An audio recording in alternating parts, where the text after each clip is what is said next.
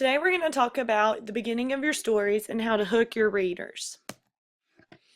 When we read stories, we can often decide if we like the book based on the first page of the story. This page is the most important because you can capture the reader's attention and either keep them turning pages, or you can lose their attention and cause them to put the book away and not give it a chance. So today we're going to focus on our hooks and our leads to our stories, because those are the ways that you keep your readers reading. Think about the text we have read in class, and think about text that you have read by yourself.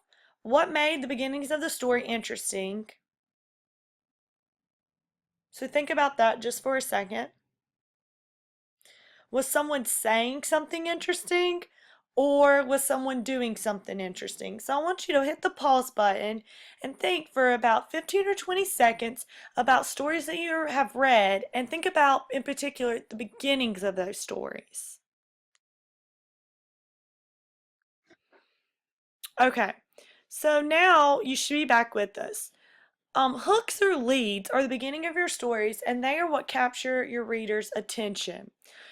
Often, stories have hooks and leads that either have the characters doing some sort of action or the characters saying something. This is important. This is an important part of the story, because this is what often decides if the reader is going to continue to read your story or not. I want you to come up with a great leader hook for our teacher text about the snow day surprise. Below is how the story starts out.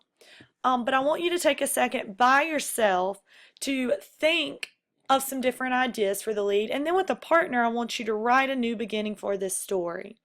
So below it says snow day surprise.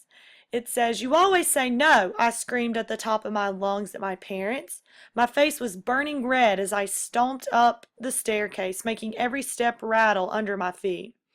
For 1 month, 31 days, I had asked, no, begged, my parents to let me get a puppy. So I want you to take that beginning of the story. In this beginning of the story, we have action and dialogue. We have our dialogue from our character, Sophie, right here. But then we also have some action where we see her getting frustrated with her parents for not letting her have a puppy. So I want you to go ahead and hit the pause button.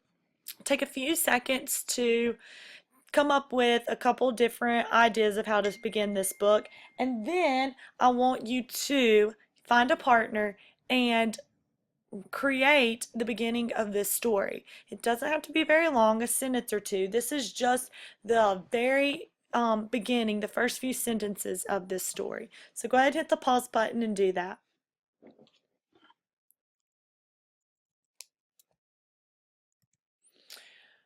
So today, your writing time, I want you to focus on the beginning of your story. Would some read your story and put it down? Or do you have a hooking beginning that keeps the book in the reader's hand and keeps them turning the pages?